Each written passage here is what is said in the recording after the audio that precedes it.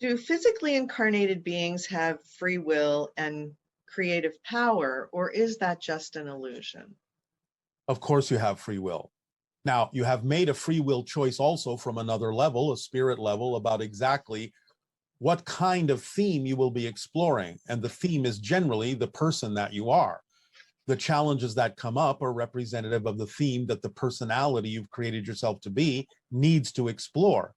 So that theme can seem like destiny because you can't necessarily change that until you finish that theme, but you have free will within that destiny, within that theme.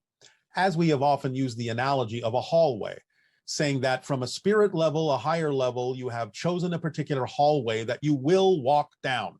That's your theme. That's your path. That's who you are. Being who you are in this life experience is the theme, is the destiny. But how you are who you are is up to your free will. Again, going back to the hallway analogy, you will walk down the hallway. That's your destiny. You made that choice from the free will of a higher level. But within the hallway, you are completely free to decide how you will walk down the hall. You can walk, you can run, you can fly, you can crawl, you can be happy, you can be sad, you can look in every doorway along the way, you can ignore them all, you can go upside down, backwards, inside out, whatever way you wish to do it. That's your free will exploring the theme you set up for yourself. So your physical life is a combination of a so-called theme or destiny and free will in terms of how you explore it. So when we experience going down our hallway, and you've brought up the idea of surrendering to your flow, what Yes. exactly are you describing that we're surrendering to? You are surrendering to the vibrational state of the theme itself. In other words, you're in total acceptance of who you are as the theme. So when you make the choice to surrender to the way your life is unfolding and to Yes. trust that it's unfolding in a beneficial way to you, even if it's not exactly what you prefer, you're Yes.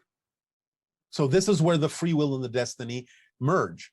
In other words, you are presented with certain things in that hallway, because that's the definition of that hallway. That's the definition of the challenges that expose the theme, reveal the theme.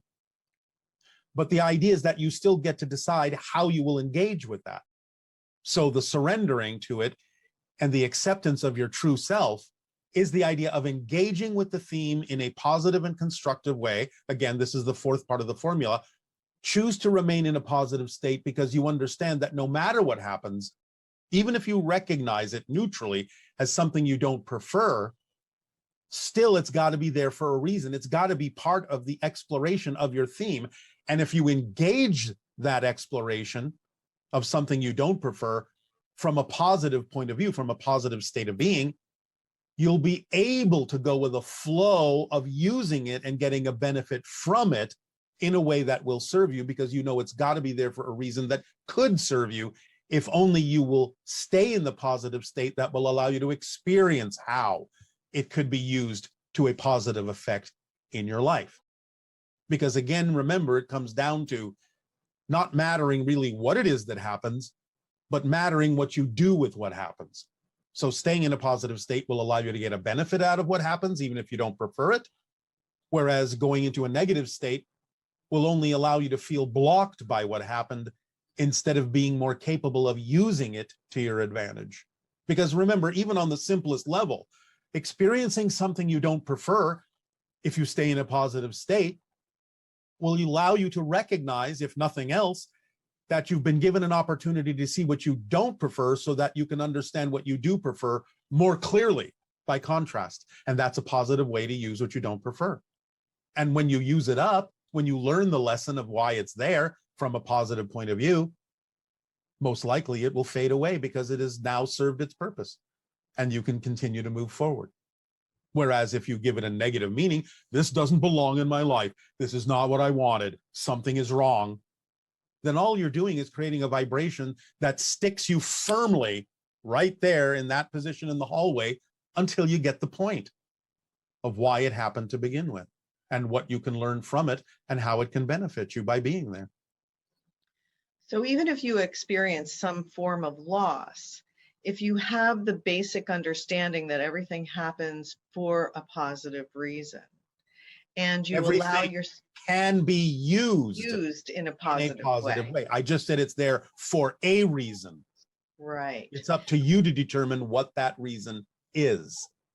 And then that allows you to stay in touch with your own flow and Yes. see how that can be a beneficial experience, even if you didn't enjoy having it initially. Well, again, And it's not about not enjoying it. It's about recognizing that it can be used to your benefit.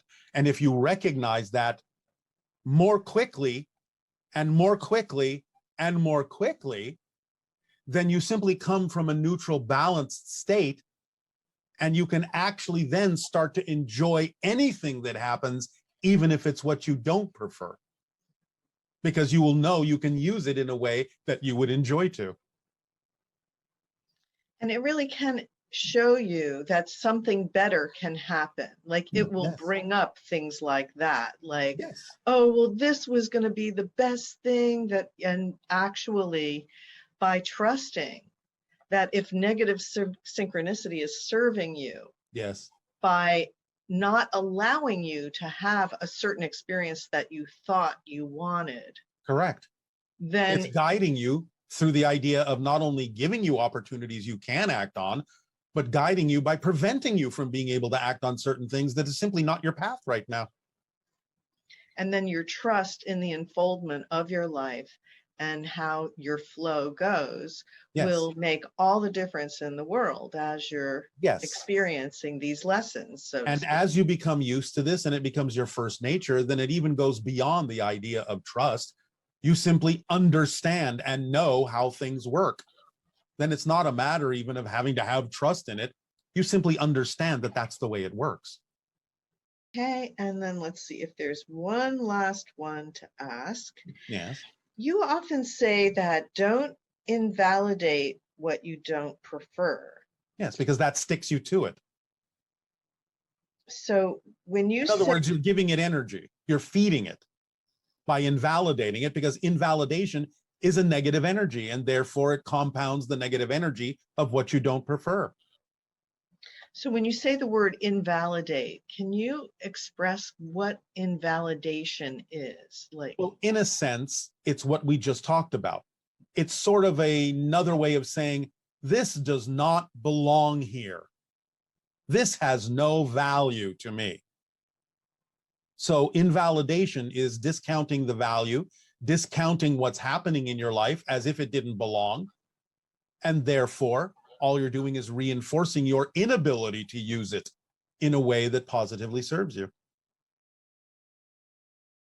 so, and I guess It's like lastly, saying, I see a series of stepping stones ahead of me, Mhm. but one of them is a color I don't like. I don't prefer it. So I'm going to invalidate it. I'm going to say that stone has absolutely no value whatsoever. It does not belong on the path. So get rid of it. Now you have no way to step from that stone to the next one. You have literally caused yourself to invalidate your path, to remove the ability to step forward by discounting the reason that that stone, that different stone, is there, instead of using it to your advantage, saying, well, that stone is different because there must be something different I need to look at here. There must be something different I need to learn here that would actually help me then go on to the next stone. But if I invalidate it and remove it from the path, then there's too big of a gap for me to cross. There's no stone for me to step from to the next stone beyond. And so coming back to the monologue in the beginning, essentially what you're explaining to us is how to stay in the moment Yes. and appreciate whatever is being generated in that moment, Yes. and how to be in the state where you're not invalidating what is happening. Yes, because then you cannot use it to move forward if you invalidate it. If you say it's worthless, it has no value, it doesn't belong here, how can you use it to keep moving? You can't.